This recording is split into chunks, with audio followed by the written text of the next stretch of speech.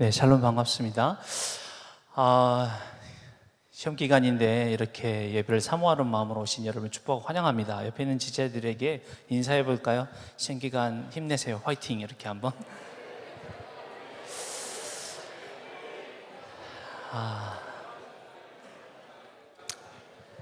네, 여러분도 환영하고 또 전국 총단에서도 없어도 될 것 같아요. 네, 전국 총단에서 오늘 이렇게 방문해 주셨는데 좀 이따 한번 이렇게 소개하는 자리가 있을 텐데 전총도 환영하고 축복합니다.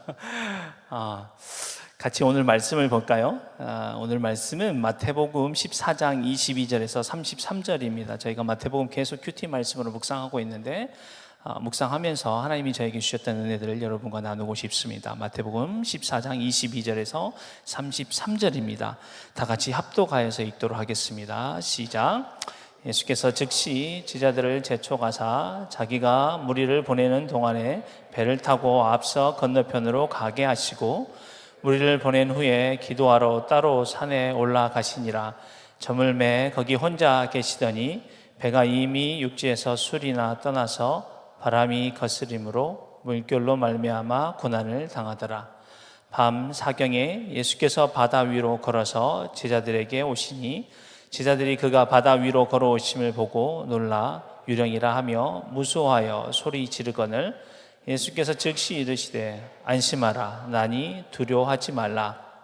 베드로가 대답하여 이르되 주여 만일 주님이시거든 나를 명하사 물 위로 오라 하소서 하니 오라 하시니 베드로가 배에서 내려 물 위로 걸어서 예수께로 가되 바람을 보고 무서워 빠져가는지라 소리질러 이르되 주여 나를 구원하소서 하니 예수께서 즉시 손을 내밀어 그를 붙잡으시며 이르시되 믿음이 작은 자여 왜 의심하였느냐 하시고 배에 함께 오르매 바람이 그치는지라. 배에 있는 사람들이 예수께 절하며 이르되 진실로 하나님의 아들이소이다 하더라. 아멘. 같이 기도하겠습니다. 하나님, 이 시간 저희가 채플의 시간으로 하나님 앞에 나왔습니다. 주님, 우리의 예배를 받아 주시옵소서. 시험 기간 가장 소중하고 정금과 같은 그 시간을 떼어 주님 앞에 드리오니 우리의 예배를 받아 주시고 흠양하여 주시고 이 시간 말씀을 듣는 시간인데 전하는 자나 듣는 자에게 동일한 은혜가 있게 하여 주시고 오직 주님만 높여드리는 시간 될 수 있도록 도와주시옵소서. 이 시간을 주님께 맡겨드리며 예수님 이름으로 기도드렸습니다. 네, 오늘 말씀은 저희가 아주 잘 알고 있는 말씀이죠. 여러분 읽었기도 하고 또 설교 말씀으로도 많이 들었던 말씀입니다. 오늘 말씀의 배경은 어떤 배경을 가지고 있나요? 오병이어의 사건 이후에 발생했던 그런 일이잖아요. 그렇죠? 오병이어 그 기적이 일어난 다음에 예수님께서 사람들 무리들을 내가 보낸다. 그러니까 너희들 좀 배 타고 먼저 저 건너편으로 가 있어라. 이렇게 하시죠. 사람을 해산하고 예수님께서는 산에 올라가시죠. 산에 올라가셔가지고 거기서 기도를 하십니다. 기도를 하는데 기도를 언제까지 하셨나요? 밤 사경까지. 그래서 1경, 2경, 3경, 4경으로 나눴는데 4경은 새벽 3시부터 6시. 그러니까 뭐 3시였는지 4시였는지 모르겠지만 그 시간까지 오랜 시간 동안 기도를 하셨습니다. 예수님 보통 길게 기도하실 때는 제자를 12제자를 선택하시거나 어떤 특별한 일이 있으실 때 길게 기도를 하셨는데 중요한 일이 있었던 것으로 보입니다. 사역의 전환점이 있었는데요. 어쨌든 예수님께서 그렇게 길게 기도하시는 동안에 제자들은 이렇게 사투를 하고 있었죠. 풍랑이 있어가지고 이 어부였음에도 불구하고 배를 젓는데 좀 쉽지 않았던 것으로 보입니다. 해가 질 무렵에 떠났으니까 저녁 6시 정도에 떠났다 그러면 밤 사경이라고 그러면 9시간에서 혹은 12시간 정도 사투를 벌이고 있었던 그런 상황입니다. 오늘 이제 말씀에는 술이나 떨어졌더라라고 이렇게 나와 있지만 요한복음에는 시별이 떠났더라 이렇게 나와 있습니다. 영어로는 3마일에서 4마일 이렇게 나와 있습니다. 그러니까 한국으로 따지면 이제 4km, 5km 정도 이 물에서 떨어져 있었던 것이죠. 거기서 되게 이제 헤매고 있었던 상황이에요. 힘들었던 그런 상황이죠. 그때 예수님께서 제자들이 어려워하고 힘들어한 그런 상황을 보셨던 것으로 보입니다. 그래서 물 위를 걸어서 오셔서 제자들을 이렇게 도와주려고 이렇게 오셨던 상황이에요. 혹자는 얘기하기를 상상력을 발휘해서 예수님이 물 위를 걸어왔을 때 어떻게 왔을까? 풍랑이 있었으니까 파도가 있었을 것이고, 이 파고의 높이만큼 예수님이 올라갔다가 내려갔다가 빨리 툭 내려왔다가 뭐 천천히 갔다 뭐 이렇게 하셨는지, 아니면 예수님이 걸어가실 때 거기 물만 이렇게 파도가 없고 옆에만 파도가 있으셨는지, 뭐 어쨌는지는 잘 모르겠지만 그렇게 예수님이 이제 다가오니까 제자들이 이게 뭐 유령인가? 왜냐하면 무시랑 좀 가까웠으면 그런 생각 안 했을 것 같기도 해요. 무시랑 가까우면 저쪽 뭐 건너편에 좀 사람이 있었을까? 뭐 누가 우리를 보고 있네? 예수님인가 이랬을 텐데, 이미 4km, 5km 이 안쪽으로, 호수 안쪽으로 들어와서 바다 위를, 이 물 위를 걸어오시는 이 예수님을 유령인가? 이렇게 생각하고 있었던 것이죠. 그때 베드로가 어떻게 얘기해요? 베드로, 이제 예수님이 안심해라, 두려워하지 말아라, 나다, 나니 두려워하지 말고 안심해라 이럴 때 베드로가 만약 주님이시거든 저로 하여금 물 위를 걸어오게 하십시오라고 이렇게 베드로가 요구를 하잖아요. 예전에 이 본문을 가지고 제가 설교를 많이 했었는데, 예전에는 어떻게 설교를 했냐면, 야, 베드로처럼 우리가 진짜 주동적인 사람이 돼야 된다. 저요 제가 나서서 하겠습니다. 제가 이렇게 설교를 했거든요. 그래서 베드로만이 예수님 말고 물 위를 걷는 사람이 됐다라고 제가 이렇게 설교를 했었어요. 근데 또 이제 요즘 이제 큐티를 하면서, 좀 지난 큐티 말씀이긴 하지만 제가 묵상 들었던 것은, 야, 베드로 진짜 엉뚱하다. 엉뚱하게 왜 물 위로 걸어서 오라고 그러지? 만약 예수님께서 나다, 안심해라 그러면 보통 반응이 어때야 돼요? 예수님 오셨군요. 빨리 와주세요. 도와주세요. 이렇게 얘기해야 되는 게 맞잖아요.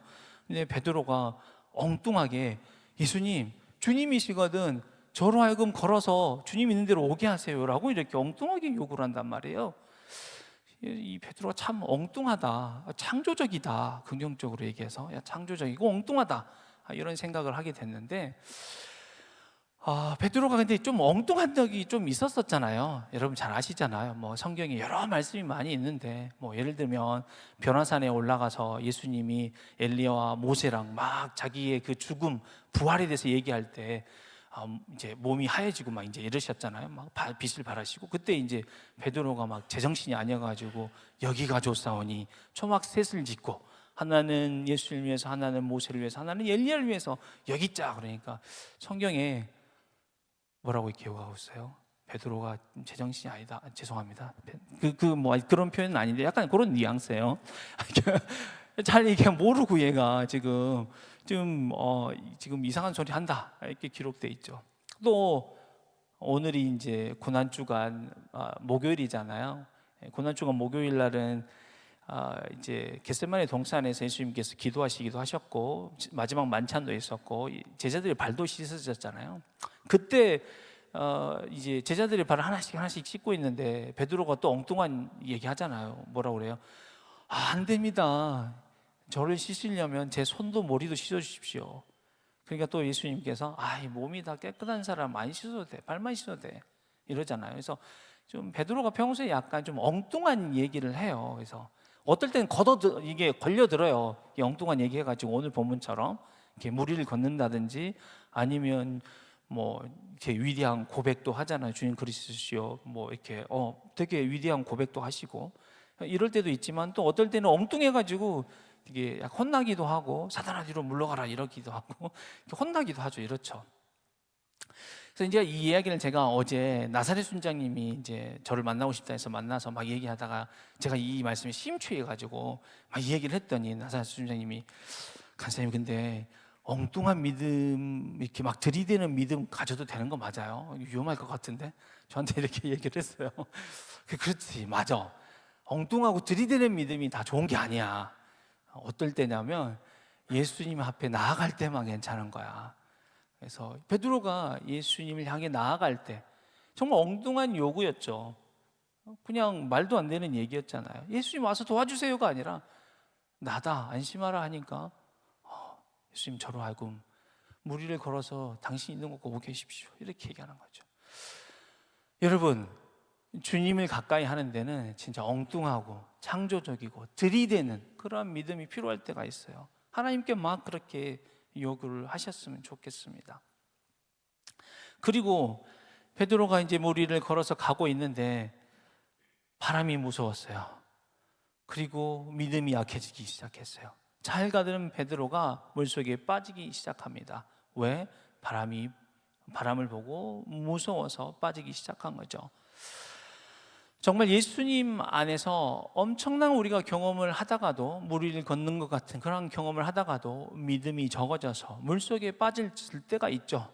그때는 나를 두렵게 하는 그 바람으로 인해서 빠져들 때죠. 그 바람이 뭔가요? 무슨 바람으로 내 믿음이 약해지나요? 베드로가 처음부터 믿음이 약했던 건 아닌 것 같습니다. 바람을 보자 두려운 마음이 생겼습니다. 그러자 믿음이 약해지기 시작했죠. 2월에 저희 가족끼리 처가가 충북 진천이에요. 진천에 이제 놀러 갔는데, 진천에는 유명한 게 있어요. 유명 장소가 있는데 농다리라고 돌로 만든 다리예요. 천년의 역사를 가지고 있어요. 되게 예뻐요. 그냥 걸을만 해요. 근데 이제 잘 만들어 놔가지고 그 농다리를 건너면 산이 좀 작은 게 있는데 그 뒤로 넘어가면 초평호수가 있는데, 그 초평호수에다가 출렁다리를 하나 세웠어요. 미르 309라고, 출렁다리 이름이 309인데 309m예요. 꽤 상당히 높아요. 그리고 꽤 길어요. 약간 출렁거려요. 가족끼리 이제 다 갔단 말이에요. 겨울이었으니까 2월에. 밑에 호수는 얼음으로 얼어져 있고 어떤 데는 안 얼어져 있고 막 이래요. 막 이제 저는 또 이제 약간 그럴 때 개구쟁이 또 약간 이런 게 있거든요. 우리 애들이랑 또 아내를 놀려주려고 막 흔들고 막 이런 거 좋아하거든요. 근데 제가 걸어가는데 저도 살짝 무서웠어요.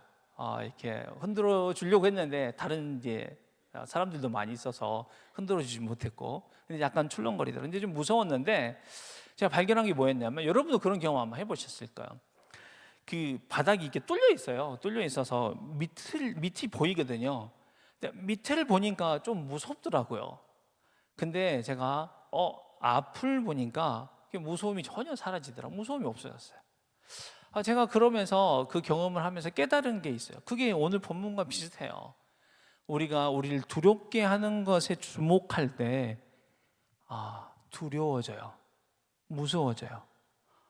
저기까지 309m나 갈 수 있을까? 근데 나를 붙잡아주는, 나를 안정케 하는 저 멀리 있는 저 다리를 보고 내가 갈 때 두려운 마음이 없어요. 우리가 신앙생활을 할 때 두려움이 생기기도 하죠. 그러나 나를 붙잡아주는 그 예수님을 이렇게 주목하고 앞으로 나아갈 때 우리가 두려움이 없이 앞으로 나아갈 수 있게 되는 것이죠. 또한 그가 빠진 이유는, 베드로가 빠진 이유는 믿음이 적어 의심해서입니다. 예수님이 그에게 믿음이 적은 자여 왜 의심하느냐라고 31절에 그렇게 말씀하고 계십니다. 처음에는 두려움이 생겼다가 그 다음에는 그 두려움으로 인해서 의심이 생겼어요. 의심이 생긴 다음에는 믿음이 적어졌어요. 이게 사이클이에요. 두려워서 그 다음에 믿음이 생겨요. 의심이 생겨요. 그 다음에 믿음이 작아져요. 그리고 빠져드는 거죠. 처음에는 하나님이 주신 꿈으로 흥분하고 믿음으로 도전하다가 두려움이 생깁니다. 그리고 그 두려움으로 인해서 의심이 생기고 믿음이 작아집니다. 마치 내가 현실적이다라는 그 당위성을 가지려 하고 현실을 자각했다라고 스스로 그렇게 안위하지만, 사실은 두려움으로 인해서 의심이 생기고 믿음이 약해지게 된 것이죠.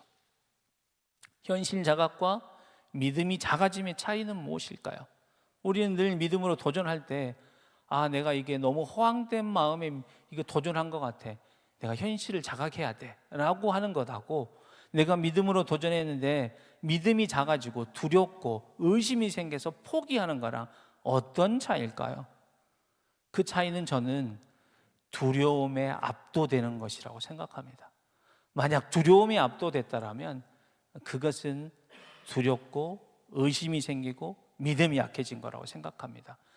두려움이 압도되는 것이 아닌데, 내가 정말 상황 파악을 잘했는데 내가 너무 지금 홍대가 여름술에 120명을 간다라고 이렇게 한다라면 약간 이제 저도 그러고 싶어요. 저도 그러고 싶지만 건대처럼 막 되고 싶지만 그런데 그런 건 아니죠, 그렇죠? 현실 자각인 거죠. 현실 제대로 파악한 것입니다. 베드로가 그렇게 됐습니다. 그 다음에 물에 빠지자 베드로가 하나님께 예수님께 도움을 요청합니다. 저는 이 본문을 생각할 때 예수님께 이 도움을 요청할 때 베드로가 진짜 예전에 말씀을 읽을 때 저기 이렇게 믿음이 약해져가지고 뭐가 무섭다고 진짜 왜 믿음이 약해져가지고 저렇게 창피하게 예수님 도와주세요 라고 이렇게 얘기했을까 라는 생각을 많이 했었는데 제가 생각이 좀 바뀌기 시작했어요. 야, 이것도 대단하다. 힘들고 어렵고 물속에 빠질 때 예수님 도와주세요 라고 얘기한 것도 대단하다라고 생각이 전환이 일어난 적이 있었어요. 그거는 제가 지난달 광주의 한 아는 목사님의 어머니가 이제 상을 당하셔서 제가 문상을 가면서 거기에 있는 이제 몇몇 아는 이제 사모님들과 목사님들과 교제하면서 들은 이야기 때문이에요. 한 사모님이 강원도, 제가 설교 시간에 몇 번 얘기했을 거예요. 강원도 이제 춘천지구 책임 간사님이셨던, 지금은 아니신데 그 이제 사모님이세요. 춘천지구 책임 간사님이셨던 그 이제 간사님이 저희랑 이제 같이 선교사로 있었었는데 지금 뇌종양으로 코에도 호수가 꽂아 있고 목에도 있고 배에도 있어요. 근데 많이 어려우시죠. 자녀 넷이 있는데 사모님 혼자 이제 자녀 넷을 키워야 되고 또 이제 남편도 그런 상황이에요. 근데 1월에 시동생이 이제 갑자기 돌아가셨어요. 그러니까 뇌종양인 자기 남편의 동생이에요. 시동생이 이제 죽었는데 문제는 시동생의 자녀들이 있어요. 그 자녀들이 또 우울증과 여러 가지 마음의 병으로 인해서 적응하지 못하고 있는 상태인데 그 시동생의 아내랑은 이미 별거한 상태예요. 시동생의 아내를 키우지 못한 상태예요. 그래서 지금 시동생의 애들은 지금 80이 넘으신 시부모님하고 사시고 있는데 시부모님이 며느라기 아내가 미안하다. 아무리 생각해도 방법이 없다. 너가 키울 수밖에 없는 방법이 없다. 라고 얘기를 하셨다는 거예요. 그러니까 본인은 지금 남편이 뇌종양에 있고 아이 넷이 있는데 거기에 시동생의 애들까지 이제 나중에 우울증이 있고 마음의 병이 있는 애들까지 키워야 되는 상황이에요. 그 얘기를 하시는데 이 본문 말씀을 얘기하시면서 이렇게 얘기하셨어요.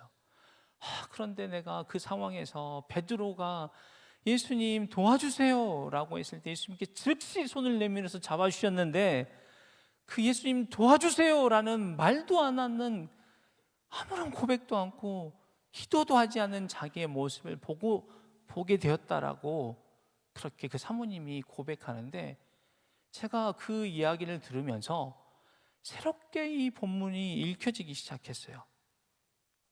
어렵고 힘들 때 그런 어려운 상황이 있습니까? 물 위를 걷고 있다가 갑자기 물에 빠지는 그런 어려움을 겪고 있나요? 우리 신앙생활이 그렇지 않나요?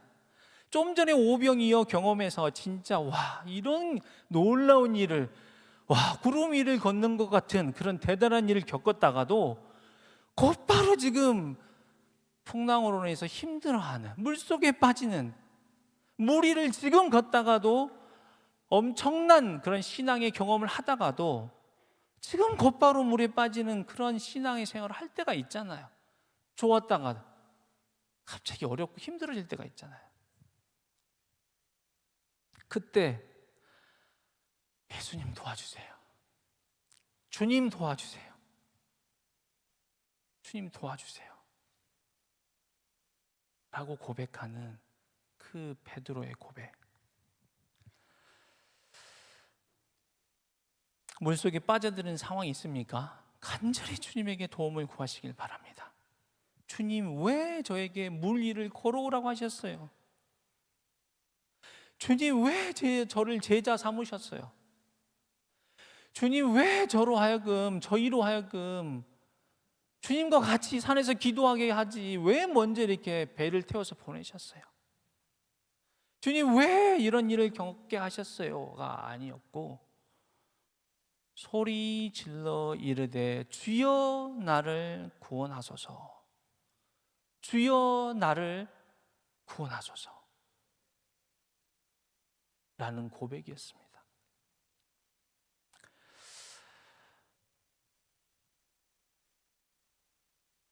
마지막으로 이 모든 것을 통해 알아야 하는 것은 예수님은 하나님의 아들이라는 것입니다. 33절에 제자들은 배 위에 오른 예수님에게 절을 합니다. 절하다, 영어로는 worship이에요. worship. 절대자에게, 신의 존재에게 무릎 꿇고 절하고 예배하는 거예요. 그리고 뭐라고 고백해요? 예수님을 진실로 하나님의 아들이소이다라고 그렇게 고백하잖아요. 사실 이 본문의 이야기를 우리가 잘 알 필요가 있는데, 성경을 읽을 때 본문의 이 성경 마태의 저자는 뭐냐면, 이 성경의 등장인물의 고백을 통해서 이 성경을 읽는 자 혹은 대독해서 누가 듣는 자로 하여금 이 성경 인물의 고백이 동일하게 나오기 원하는 거예요. 성경 안에 그 이야기 안에서 이 사람들이 주님은 진짜 하나님의 아들입니다라고 그렇게 고백했잖아요. 그 고백이 이 성경을 읽는 자와 그리고 그 성경을 듣는 자에게 동일한 고백이 있길 원하는 거예요. 그래서 의도적으로 마태가 그렇게 쓴 거예요. 절을 하고 월십하고 주님은 진짜 하나님의 아들입니다. 근데 여기 말씀의 앞에 복선에 예수님께서 뭐라고 얘기했냐면, 그 전에 복선이 있어요. 나니 안심해라. 나니 할 때 그 나니는 영어로는 I am인데, 이게 어디에 말씀을 연상케 하냐면, 유대인들이라면 다 아는 말씀이에요. 출애굽기에 모세가 불에 타지 않는 그 이제 떨기나무에서 하나님은 누구십니까 하니까 나는 스스로 있는 자라 할 때 그 영어가 I am who I am, 그 I am이에요. 그래서 예수님이 걸어오실 때 안심해라 할 때 나다. 제자들이 그리고 그 일을 겪으면서 예수님에게 절을 하고 주님은 진실로 하나님의 아들입니다 라는 고백을 하게 된 것입니다. 우리가 우리의 믿음의 여정을 통해 알아야 될 것은 예수님은 하나님의 아들이시다는 겁니다. 창조적인 믿음으로 아무도 경험할 수 없던 물 위를 걸을 때도, 의심과 믿음의 적음 그리고 두려움으로 물속에 빠질 때도, 그리고 구원의 손길로 다시 배 위에 오를 때도 우리는 주님은 하나님의 아들이십니다. 나의 구주입니다. 나의 생명입니다. 나의 인생을 인도하시는 분입니다 라고 고백하는 저와 여러분이 되기 원합니다. 시험 기간에도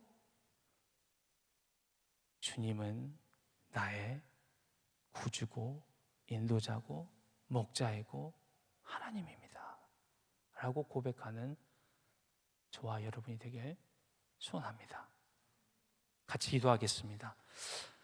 하나님 아버지, 이 시간 미니 채플로 저희가 예배를 드린데, 하나님, 많은 시체들이 발걸음하여 나왔습니다. 이들의 마음, 이들의 시간, 이들의 생각을 받아 주시옵소서. 주님, 시험 기간에 있는데 지혜를 주시고 힘을 주시고 능을 주셔서 하나님 이겨낼 수 있도록 도와주시고, 시험 기간에도 하나님, 정말 하나님 앞에 주님 인도해 주십시오. 주님 도와주십시오. 주님 저를 긍휼히 여겨 주십시오. 그렇게 간구하는 자 되게 하여 주시고, 또한 시험 기간에도 하나님, 주님 나의 구주입니다. 시험에 실패한 것 같고 어려운 것 같고 공부도 잘 안 되는 것 같고 집중이 안 될 것 같을 때도 주님은 나의 하나님이십니다. 나의 목자이시고 여전히 나의 삶을 주관하신 분이십니다라고 고백하게 하여 주시고, 무엇보다도 노력한 만큼 시험의 결과가 나올 수 있는 은혜가 있게 하여 주시고, 노력한 이상을 기대하는 그런 허황된 마음 가지지 않도록 주께서 주님 도와주시길 간절히 기도합니다. 하나님 감사합니다. 주님을 찬송합니다. 예수님 이름으로 기도드렸습니다.